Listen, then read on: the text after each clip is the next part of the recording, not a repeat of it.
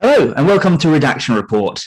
And today we're here for a special episode to discuss the recent National Party leadership change in New Zealand. Christopher Luxon is now the new leader of the National Party. That's the main centre-right party in New Zealand, following the ousting of Judith Collins. The National Party's had quite a few changes of leadership over the past couple of years, and here to break that down for us is Redaction's associate editor and resident Kiwi, Richard Hansen. Richard, how's it going? I'm very well. Nice to be on. Great stuff. Great stuff. So, before we get on to Christopher Luxon himself, let's set the scene a bit. How did we get here? Because there's been a few changes in National Party leadership in recent months. Why is that? Well, they've been in opposition, James. So it's obviously a lot easier to remain at the head of your party if you're in government and you're actually doing stuff. Leader of the opposition is the one job that nobody wants. So I would suggest that that's probably part of the reason. They were absolutely trounced in the 2020 general election. Jacinda Ardern and her Labour Party secured an outright majority, which is quite rare in New Zealand politics. And I think National polled at something like 25.8% or something like, and there have been times, certainly in my life, where they've been polling close to 50%. So there was a large proportion of sort of middle New Zealand that kind of deserted them. And, it was partly to do with the fact that we've had a global pandemic. There are certainly, we can argue one way or the other, but, New Zealand have done quite well in terms of, if you look at the amount of deaths that they haven't had. I mean, I know New Zealand has had lockdowns and they have had issues with uptake of vaccinations, but in terms of a global, on a global scale, they've come through this fairly well. So as a result, the government is very popular. So obviously it's not a very easy time to be in opposition. National had a leader called Simon Bridges, who then was rolled for Judith Collins, who was the previous leader, took them to the last general election. Many would have suggested that she should have fallen on her sword after losing so convincingly in October 2020, but she didn't. She fought on, and then she kind of imploded a little bit. Sort of a few days ago, 25th or so, she actually demoted Simon Bridges, the previous leader of National, who was in caucus at the time. Caucus is what we call a cabinet, and basically stripped him of his portfolios as a result of some historic comments that he may have made. But as a result, it was kind of the final straw for the party, who voted no confidence against her, and she resigned. And now National has a new leader. So yeah, like you said, there's been a massive turnover. I mean, you mentioned Simon Bridges, who was succeeded by Todd Muller, and then in turn by Judith Collins, all in the space of a year. That was in the lead up to the 2020 election. Was there anything going on there that led to that rapid turnover in advance of the 2020 poll? Well, it's interesting because, again, it's hard to be in opposition. But if you look at what Labour did in 2017, and I think we've probably spoken about it on several podcasts for Redaction before, is that they replaced their leader for Jacinda Ardern one day before the general election was called. And she obviously won that general election. So there is an argument for kind of trying to keep things fresh. National have had to kind of reset their politics a few times, and it's interesting to see now that Christopher Luxon is at the helm. He's very much trying to reposition National as a kind of moderate centre-right party, definitely trying to recapture a lot of the voters that deserted them and went to Labour in 2020. Obviously remains to be seen whether he can. It's interesting. I watched a 20-minute sit down of Christopher Luxon with Luke Malpass, and I think he mentioned COVID once, just once. So it's very much He's very much trying to move National forward, move the conversation forward, and sort of, be well positioned to fight the next election. I'm not sure whether they can get right back to government in one electoral cycle, but he's certainly trying to look forward rather than backwards. Of course, when Jacinda Ardern first came into the prime ministership, even though, like you say, she became prime minister after the 2017 election, Labour weren't actually the largest party back then, right? They only got in, even though Bill English's Nationals were the largest party, Labour got in through a deal with Winston Peters. Do you reckon the Nationals may be looking at something along those lines, even if they can't be the largest party next time? Yeah, well, I mean, I don't think they'll do a deal with New Zealand First, but they could potentially do a deal with ACT. David Seymour's sort of libertarian, sort of right of centre party, who have seen very much an uptick in support. I think the last poll I saw they were polling is certainly in the mid to high teens, 16, 17%, which is very high for them. And almost sort of nipping at the heels of National themselves, which is just almost unheard of. But yeah, you're right. In 2017, so New Zealand has 120 seats in its parliament. National had 56 of them.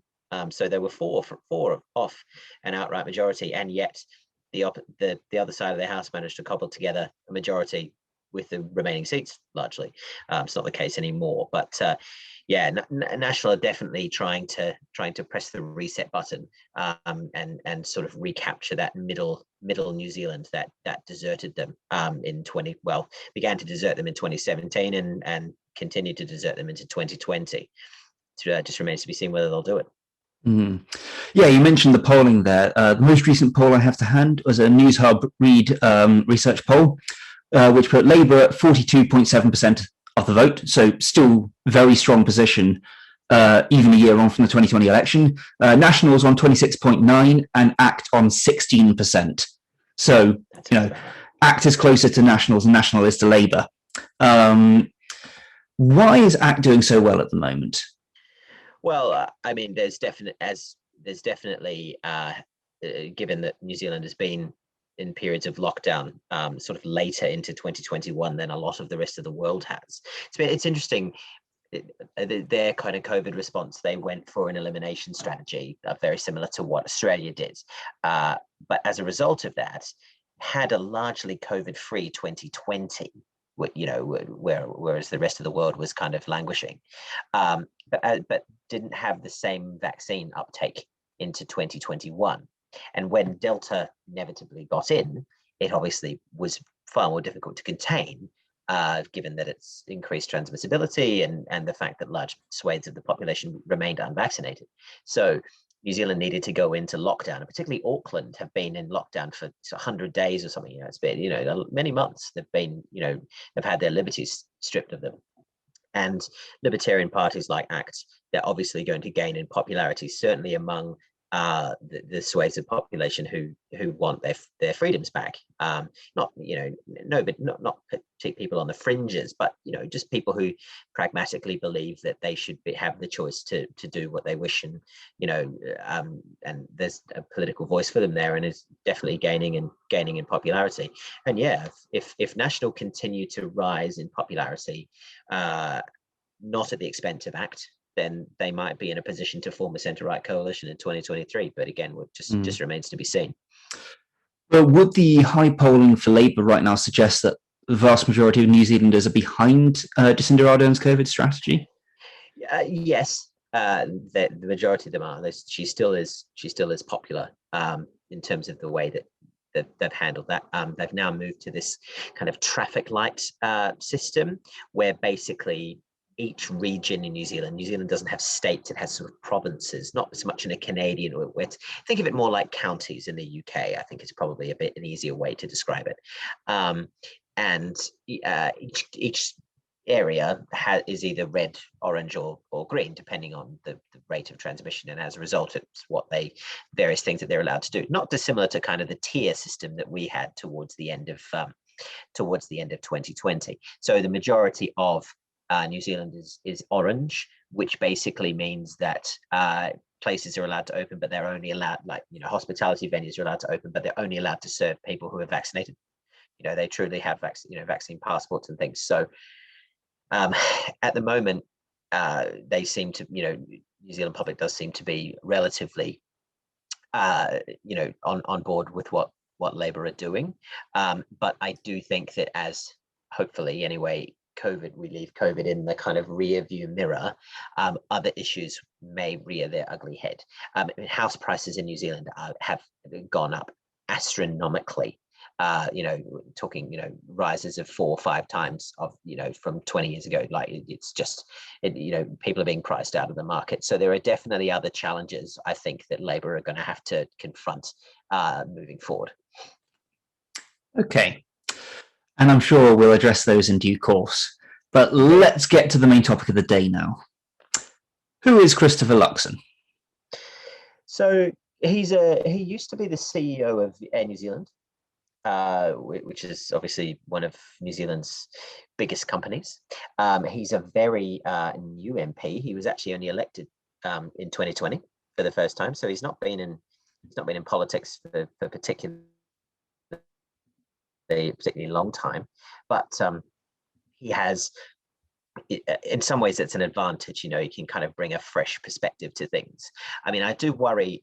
He's been quoted in saying, I've done it in business, that means that I can potentially do it in politics, and we can point to countless examples around the world of people who have succeeded in business and perhaps haven't succeeded in politics, certainly in the United States, and in various other places. So that's not necessarily a winning strategy, but he does seem to come to the job with a sense of pragmatism and wanting to kind of moderate Nationals, right-wing tendencies. He's been a successful businessman. I mean, the other thing is, he's very wealthy. I think he owns 7 houses or something, which is obviously not going to help his credibility argument when it comes to lowering house prices and making things more affordable for New Zealanders. But then, it's entirely, I would be very surprised if he doesn't get a bounce in polls, just as most new leaders do, as obviously the media are more likely to give him airtime because he's new and interesting and people want to find out what he's about. So as a result, he may force the government to kind of look a bit more at themselves and what they're doing, and it could benefit everybody. He's a Christian, and he's come out against, despite the fact that these are both, come out against legalizing of cannabis and various abortion rights as well. So, but he has said that he's not letting those sort of personal views affect his political decision making. It's not something that is likely to come to the fore with his, the decisions that he makes, but they are his personal views and he's talked about them. So, I mean, yeah, he's a business guy. It's understandable that he's on the center right of politics. We'll see how he goes. I mean, he arguably can't be any worse than the previous guys. So, yeah, I mean, a strong opposition, no matter which side of politics you subscribe to, I think is only a good thing. Okay. And what's vaguely going to be his approach to to opposition then? What's going to be the message he's taking to Jacinda Ardern, both regards COVID and more broadly? Yeah, well, I think if you look at the extensive interview that he's just given hours after being elected as leader, and the fact that he didn't mention COVID, he mentioned COVID once, suggests to me that he's very much looking past COVID. I think COVID as a subject is very difficult for an opposition because you can either say the government hasn't gone far enough, or you can agree with the government, and that's kind of it. It's very difficult for an opposition to cut through, especially when you're the government and you're giving daily press conferences and you are intruding on people's lives more than perhaps a government would of any stripe. So I think for him it's going to be about rising wages and rising prosperity. I think he's a centre right politician, so he's about individual enterprise and people making good for themselves. It's interesting he's not committed to lowering taxes, which is very interesting for a centre right politician. At no point does he, as he said, that taxes are too high. I mean, so that is an interesting strategy. So it suggests to me that he's very much going after the centre ground, which I think is electorally smart, especially if you've got ACT on the right. And in New Zealand's political system, coalitions are common. So, you don't have to kind of bring in as much of a broad tent. But there were, 500,000 voters or so, which is a large swathe of the New Zealand electorate that went directly from National to Labour between 2017 and 2020, and he needs to get them back and a little bit more. So I think if he's pitching his tent in the centre ground, he's got the highest chance of achieving that. Of course, Jacinda Ardern is seen as relatively centrist herself within Labour. Would that be a fair characterisation? Yeah, it would be a fair characterisation. Yeah. So if he's appealing for the centre ground, how is he going to distinguish himself from Ardern then? That remains to be seen, doesn't it? I mean, at the moment, he's just simply saying, that the current government are veering New Zealand off track. Wages are stagnating, people's living standards haven't improved, people are sick of coronavirus, obviously, having been stuck in lockdown for such a long time, and the response, particularly in Auckland, has been muddled. But you can see where both political parties are competing for this patch. So you've got a relatively centrist Labour government, and you've got a arguably now attempting to be more centrist national opposition. So whoever makes the most convincing argument is going to, in theory, persuade the most voters and lead the country. Okay. Let's talk a bit more broadly about the state of New Zealand politics then, because currently Labour are in coalition with the Greens. Yeah. How's that going for them? Well, they didn't need it. They went into it. They had an overall majority anyway, but they decided to go into coalition with the Greens, which I think is a smart choice, given that they're able to have a broad coalition of views to bring to their caucus and things.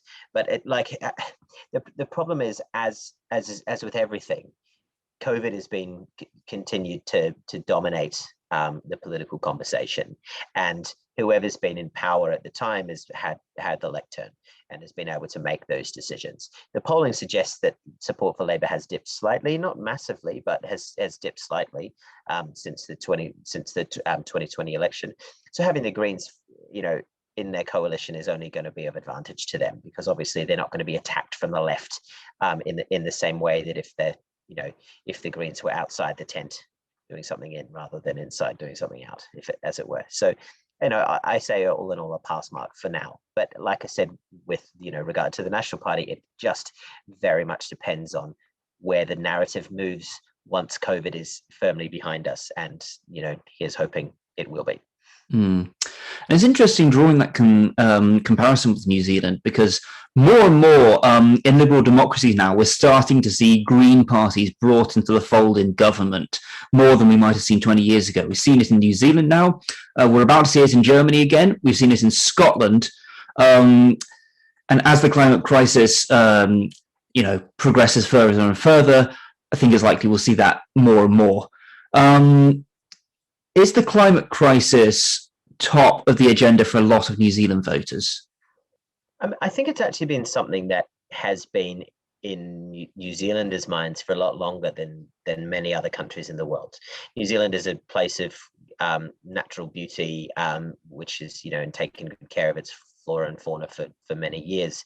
And there's been an acute sense of wanting to protect that for a long time, certainly as long as I've been alive, and you take that back to the 1980s when, the Labour government under David Lange, refused, said we are a nuclear free state, and, refused entry of US warships because they were nuclear powered. We've been very much at the forefront of environmentalism and the argument, on the world stage. It's just that we're a small country at the end of the world with 5 million people, so it's obviously a bit more difficult to compete with your Chinas and your Indias and United States and everything. But and there have been, the Greens have been in coalition in governments. 1999, I think, was the first time that they had a seat at the table, sort of thing. There's certainly seats in Parliament. So it's not a new thing, and I think it's great that there are many other countries in the world that where this is improving. Okay. We'll start to wrap things up there then. Thanks very much for joining us, Richard. But just before we leave, what do you think is on the horizon in New Zealand? Obviously, New Zealand general elections happen quite frequently, at least compared to the UK and the US, once every 3 years. What's the prospects for the two main parties? I think Labour was so far ahead in the 2020 election that they're going to, something catastrophic will have to happen for them to lose all of that support to evaporate in the space of one electoral cycle, especially one where COVID has continued to dominate. I mean, they're a year and a bit into the 3-year cycle, so we're about 33% of the way through, and COVID is still at the forefront of that discussion. Like I've said, it very much depends on what follows that, but I think Labour, certainly in coalition with Greens, are in the box seat to be returned in 2023. But with Christopher Luxon at the helm of National, I think it is certainly going to be nipping at the heels more than they were under Judith Collins. But yeah, time will tell, and that's one of the good things about democracy in New Zealand. You get to have your say every 3 years, and if you don't happy, then you can toss your government out. Unlike in this one where it's 5 years, it seems like an eternity, half a decade. If the party you don't like is in power, they're in power for a fairly long time. But then we only have one house, so it's I think important to let the voters have their say fairly frequently. Well, we only have one house that we actually vote for, but maybe you should vote for. Maybe you should have 2 elected chambers, but that's the subject of perhaps another podcast or even a podcast series. Absolutely, for sure. Well, thanks very much, everyone, for tuning in once again today. Be sure, of course, to like and subscribe. Share us around. If you enjoy our content, let your friends know. And if you're feeling especially generous, please consider dropping us a quid or two on Patreon. But for now, it's goodbye from me, goodbye from Richard, and we'll see you all soon.